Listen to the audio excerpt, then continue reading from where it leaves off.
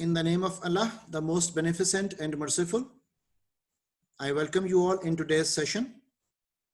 And today we are going to talk about the strategic human resource management concerns. When we talk about strategic human resource management, these are the four main concerns in our strategic thinking. The first concern is that we have to think in terms of reducing the cost, obviously related to the human resource. The second aspect in strategic thinking is talent acquisition. Then there would be resource allocation. And obviously in resource allocation, we are again concerned with human resource in particular. And last but not the least concern in strategic aspects related to organizational strategy objectives is talent development. So these are the four main aspects we need to think about when we start the discussion of strategic human resource management: cost reduction, talent acquisition, resource allocation, and talent development. Now, thinking about the HR roles in strategic concerns, हमारे पास चार categories different roles की different हवालों से वो आ रही हैं. In our everyday life, जब हम day to day working procedures की बात करते हैं, operational aspects की बात करते हैं, और हमारा जो concern होगा वो mostly related with our outcome होगा, तो role which is being demonstrated in our organizations, that is administrative expert. अगर आप ये left side वाली figure को देखिए, इस exhibit में हम concern देख रहे हैं day to day operational focus का, और हमारा जो कंसर्न है that is process hard, which is based upon outcome orientation. That means कि आपका मेन कंसर्न ये है कि ऑर्गेनाइजेशन के जो टारगेट्स एंड ऑब्जेक्टिव्स हैं वो पूरे हों, आपकी जो प्रोडक्शन लेवल्स हैं वो अचीव हो, और आप प्रोडक्ट्स को मार्केट तक पहुंचाने की बात वो करो. सो जब आपका डे टू डे फोकस है और प्रोसेस हार्ड एस्पेक्ट्स को आप ज़हन में रखे हुए हो, आपका cultural orientation is outcome based, तो जो रोल हमें नजर आता है that is mostly administrative experts. यही वजह है कि अगर हम अपनी लोकल ऑर्गेनाइजेशंस के अंदर देखें तो most of the time will find कि यहां पर एडमिनिस्ट्रेटर्स ज्यादा हैं as compare to the HR experts. The reason being कि उनका फोकस, उनका जो डेवलपमेंट ऑफ थॉट है that is not beyond day to day operations. लेकिन अगर हम डे टू डे ऑपरेशंस में से निकलकर अपने आप को फ्यूचरिस्टिक और स्ट्रेटेजिक कंसर्न्स में डेवलप करना शुरू करें, चाहे हमारा कंसर्न वो process hard which is outcome orientation उसी के ऊपर बेस्ड हो, तो हम फ्यूचरिस्टिक जब चीजों को लेकर चलेंगे तो हमारा एचआर का रोल जो है वो भी एडमिनिस्ट्रेटिव एक्सपर्ट से बदलकर स्ट्रेटेजिक पार्टनर का रोल अदा करेगा. इन that concern, जो HR के लोग होंगे, the top management of the HR would be acting as a strategic partner with the top management of the organization. और जितनी भी उनकी strategic decision making होगी उसमें HR को सरे फहरिस्त रखा जाएगा, उनकी suggestions को, उनके ideas को, उनके strategies को वो सरे फहरिस्त रखा जाएगा, because कोई भी strategy वो HR concerns के बगैर पाए तकमील तक नहीं पहुंच सकती. दूसरी तरफ अगर हम डे टू डे और ऑपरेशनल फोकस पर ही रहें और हमारा कंसर्न सिर्फ आउटकम की बजाय पीपल ओरिएंटेशन की तरफ ज्यादा हो जाए, that we are talking more about the people soft aspect, जिसको हमने एचआरएम सॉफ्ट के नाम से भी पिछले सेशंस में स्टडी किया था. तो अगर हमारा कंसर्न पीपल सॉफ्ट की तरफ हो, हम ज्यादा पीपल ओरिएंटेड होकर सोचें, चाहे हमारा फोकस डे टू डे चले, तो हम एडमिनिस्ट्रेटिव एक्सपर्ट की बजाय हमारा role would be more like employee champion. Now, why are we calling the role as employee champion? Because at that concern, आप ज़्यादा employees की voice वो बनने की कोशिश वो करोगे. Because आपका जो cultural context भी है, that is more the people oriented. यहाँ पर people orientation और outcome orientation को आप ends और means के नाम से भी associate कर सकते हो. The outcomes are the ends and the people are the means. So if you focus more on the ends, more you are outcome oriented, and if you focus more on the means, you are more people oriented. तो if you are more people oriented, तो HR का role जो strategic concerns में हमारे सामने आता है day to day working के हवाले से, that is employee champion. लेकिन अगर आप फ्यूचरिस्टिक होकर चीजों को सोचो, आप डेवलपमेंट का जो है वो अमल दखल वहां पर लेकर आओ, तो उस सूरत में पीपल ओरिएंटेड जो कल्चर्स होंगे, जहां पर पीपल सॉफ्ट फोकस हमें ज्यादा मिलेगा, जो रोल हमें एचआर के कंसर्न में नजर आता है, that is that they act like change agents. Okay, they act like OD practitioners. तो OD practitioners, organisation development practitioners, change agents, ये आपका रोल बन जाएगा, because you would be there to overcome the change. Okay, अब जब हमने change को overcome करने की बात करनी है एज ए चेंज एजेंट, तो याद रखिएगा एक बड़ी इंटरेस्टिंग सी कोटेशन इस बारे में कही जाती है कि everybody likes change but nobody likes the process of change. So change सबको पसंद है, change and novelty is necessary for everybody, लेकिन जो प्रोसेस ऑफ चेंज होता है उससे गुजरना, उस कठिन कठारी से गुजरना, वो लोगों के लिए बहुत मुश्किल होता है. तो चेंज एजेंट का एक काम जो होगा वो लोगों को उस प्रोसेस में फैसिलिटेट करना भी होगा थ्रू मोटिवेशन, थ्रू लीडरशिप. तो अब ये जो मोटिवेशन और लीडरशिप कंसर्न्स होंगे, obviously they are more linked with the people soft aspects.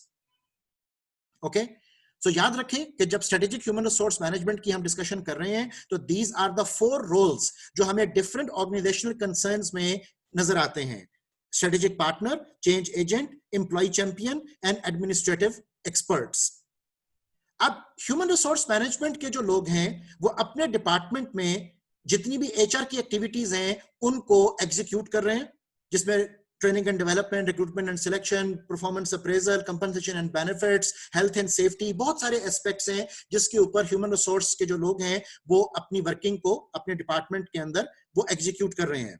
So we have list of HR practices and functions. अब मैं एग्जिबिट 2 आपके साथ स्टडी कर रहा हूं, and we are starting from HR practices and functions. तो different HR की जो practices and functions हैं उनकी execution से क्या होगा, उनकी execution से organizational capabilities वो build up करेंगी.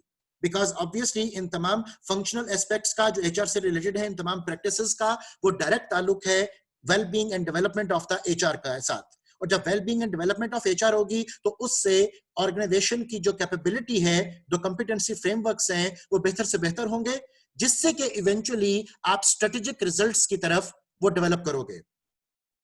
लेकिन इसी के साथ साथ ऑर्गेनाइजेशनल कैपेबिलिटीज को डेवलप करने के साथ साथ एचआर प्रैक्टिसेस एंड फंक्शंस का एक डायरेक्ट लिंक भी है स्ट्रेटेजिक रिजल्ट्स के साथ. और जब हम इस डायरेक्ट लिंक की बात करें तो that would be the time when we will be using the term which is known as creating strategic fit. Now let's see what is the creation of strategic fit in our concern of strategic human resource management.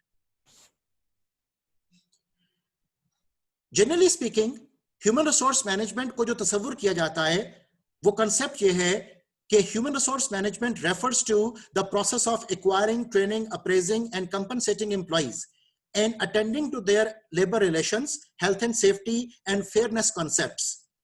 लेकिन जब हम इससे एक step beyond जाकर हम strategic concerns में चीजों को सोचना शुरू करें तो हमारे सामने जो सिचुएशन आएगी दैट वुड बी कि human resource management would consist of those decisions and actions which concern the management of employees at all levels in the business. इसमें के टॉप मैनेजमेंट भी इन्वॉल्व है and which are related to the implementation of strategies directed towards creating and sustaining competitive advantage. अब यहां पर देखिए कि हम एक स्टेप बियॉन्ड की बात कर रहे हैं जिसमें के रूटीन एचआर फंक्शनैलिटीज से बढ़कर हम कंपेटिटिव एडवांटेज की सस्टेनेबिलिटी के ऊपर फोकस अब वो लेकर आ रहे हैं. हम implementation and execution of strategies की बात वो कर रहे हैं कि जो भी आपकी कॉर्पोरेट लेवल स्ट्रेटजी है वो डाइवर्सिफिकेशन है, वो इंटीग्रेशन है, वो प्रोडक्ट डेवलपमेंट है, मार्केट डेवलपमेंट है, मर्जर्स हैं, एक्विजिशंस हैं, जो भी स्ट्रेटेजिक ऑप्शंस आप यूज किए हुए हो, उन स्ट्रेटजीज को जब आपने एग्जीक्यूट करना है, इंप्लीमेंट करना है, तो सबसे पहला रोल वहां पर हमें ह्यूमन रिसोर्स का नजर वो आता है. सेकंड एस्पेक्ट जिसके तहत अब हम स्ट्रेटेजिक फिट के एक्सप्रेशन को देखेंगे, that is given by Miller in 1989. He said the goal of HRM is to keep an organisation to meet strategic goals by attracting and maintaining employees and also to manage them effectively. The key word here perhaps is strategic fit.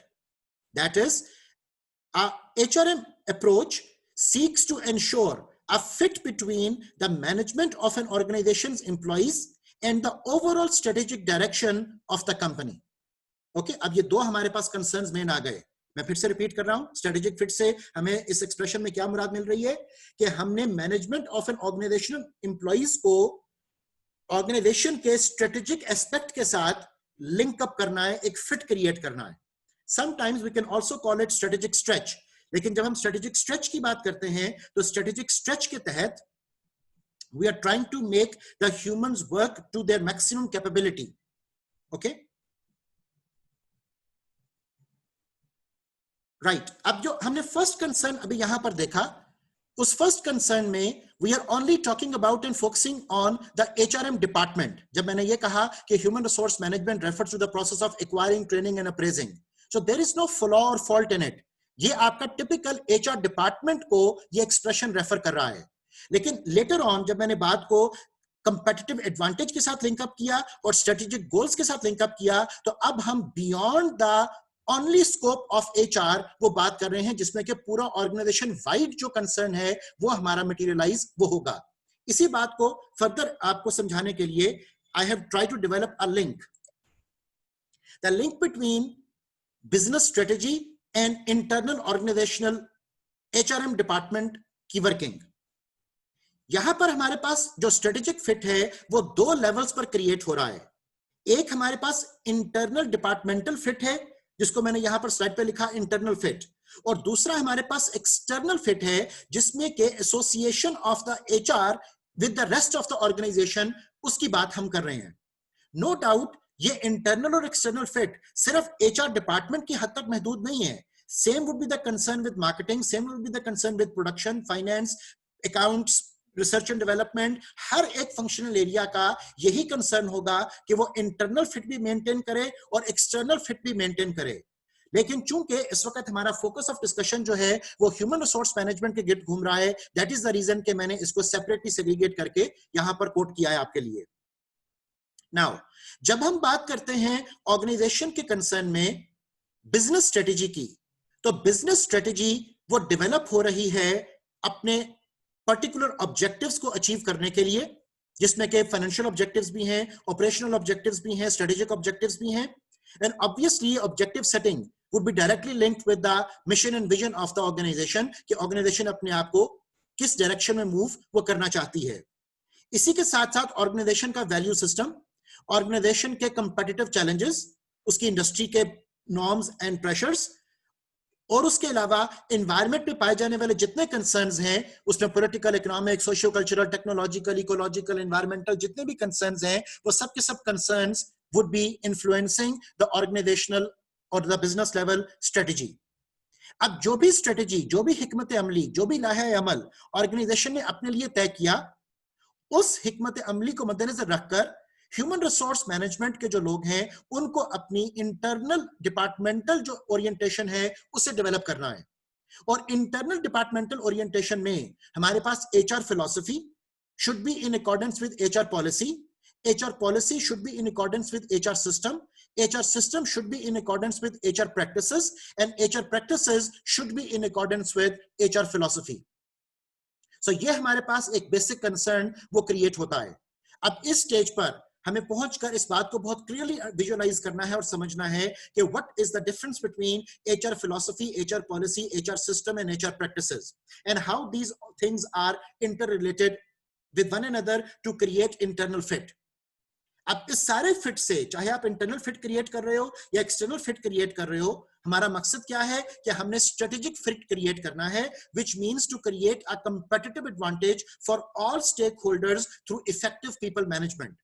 और जब हम बात कर रहे हैं all stake holders की, तो उसमें हमारे पास बैकएंड के ऊपर सप्लायर, फ्रंट एंड के ऊपर कस्टमर, हमारे competitors, government, media, there is a long list of stakeholders which are waiting for your contribution in the society, your contribution in the marketplace, and your existence would be proving कि आप overall industry के लिए और society के लिए कितने beneficial हो. So अब इस concern में जब हमने तमाम stakeholders की requirements को meet करना है, हमने competitive advantage create करना है through effective people management, so we need to know कि what is then our HR philosophy, policy, system and practices. अब इस फिट को एग्जीक्यूट करने के लिए, which is basically talking about these 4 terms, I have arranged few examples for you. सबसे पहले हम बात करते हैं that what do we mean by HR philosophy. So HR philosophy, as you could see in the left upper corner on the slide, कि HR philosophy revolves around management's beliefs and assumptions about people, जिसमें के their nature, needs, value and their approach to work, इन चीजों को focus किया जाता है. और जब हम HR philosophy की examples देखें तो we have the examples like employees are our biggest asset, respect for human values, foster a productive work environment, develop innovative spirit in our employees, right people for the right position.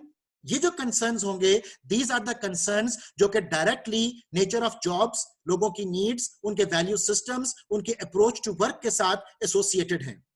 So these are what we call concerns related to HR philosophy. जब हम बात करें human resource policies की, तो as you all know, policies would mean general guidelines for making decisions.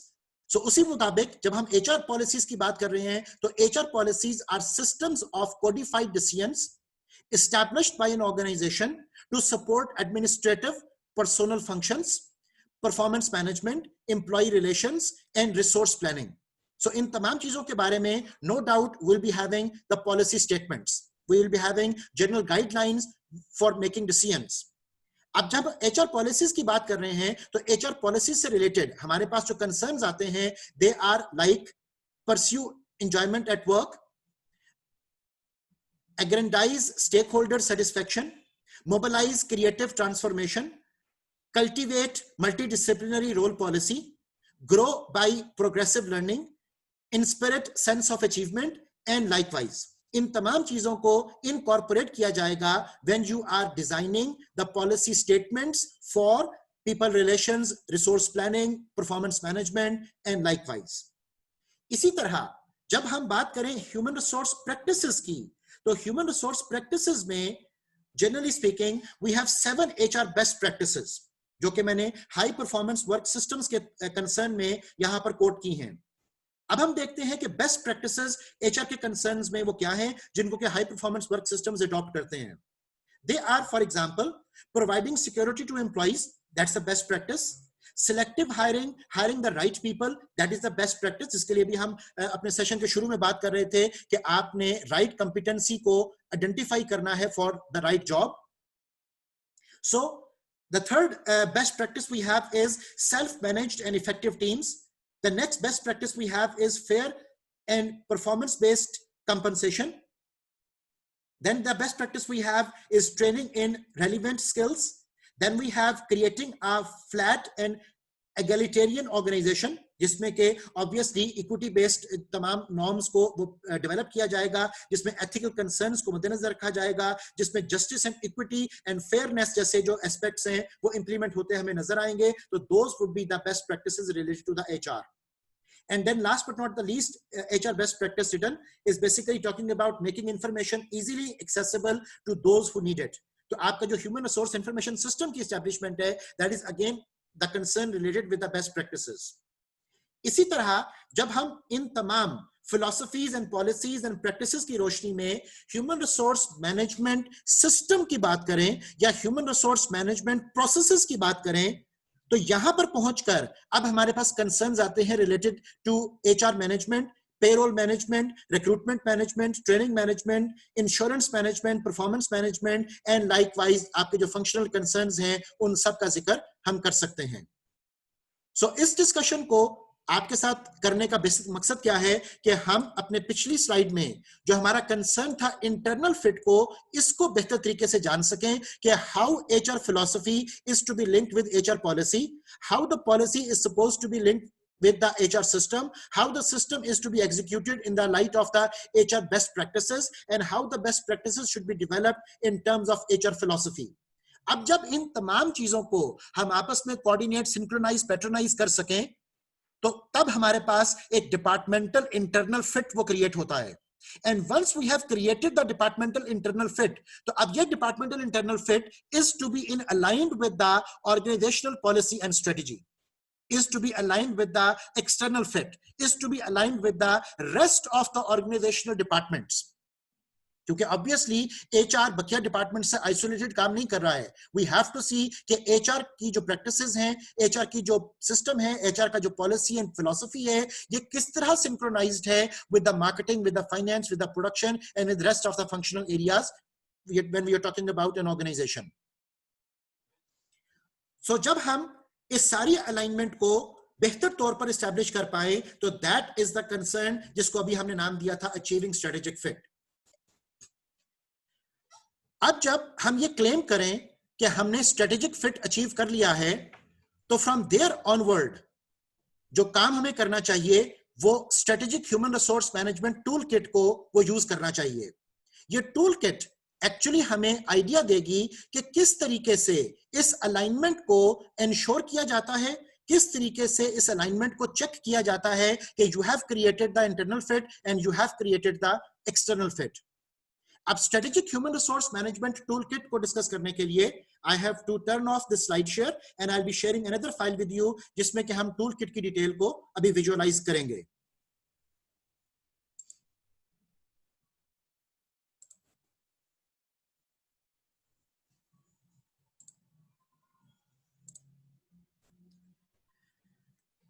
So I hope this PDF file is visible to you. और इस PDF file में we are looking at the strategic HR toolkit. अब हम tool kit के अंदर अपने tools को देखते हैं कि किन टूल्स से हम इंटरनल फिट और एक्सटर्नल फिट को इवेल्युएट वो करते हैं.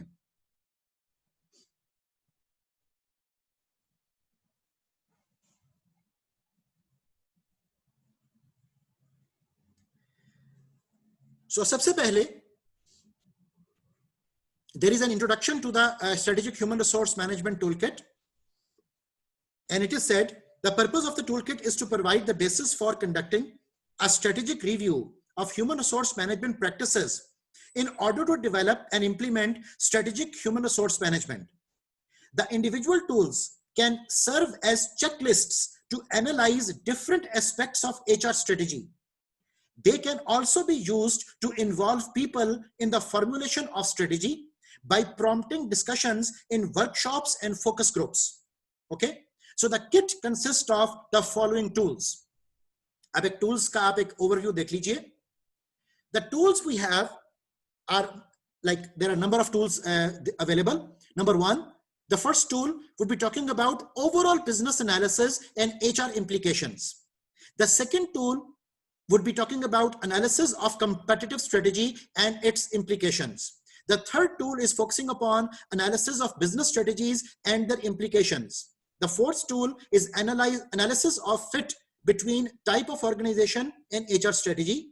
Then we can talk about best practice analysis. We can focus upon overall analysis of HR strategic goals, overall strategic HRM gap analysis, integration business and HR strategies, and so on. So if we just browse down, so we have got a couple of tools which are ranging up to 24 tools which are there to give you the basis, the grounds, जिसमें कि हम business situation को organization में एक functional area which is the HRM उसके साथ associate करके वो देखते हैं कि कहाँ और किस कदर हम एक्सटर्नल फिट क्रिएट कर पाए हैं और किस कदर हम इंटरनल फिट वो क्रिएट कर पाए हैं. अब इन टूल्स को कैसे यूज किया जाता है, what is the visual display of these tools and how can you conduct and organize these analysis, उसके लिए काइंडली नेक्स्ट Zoom मीटिंग को ज्वाइन कीजिए. हमारा फर्स्ट सेशन टाइम एक्सपायर कर रहा है.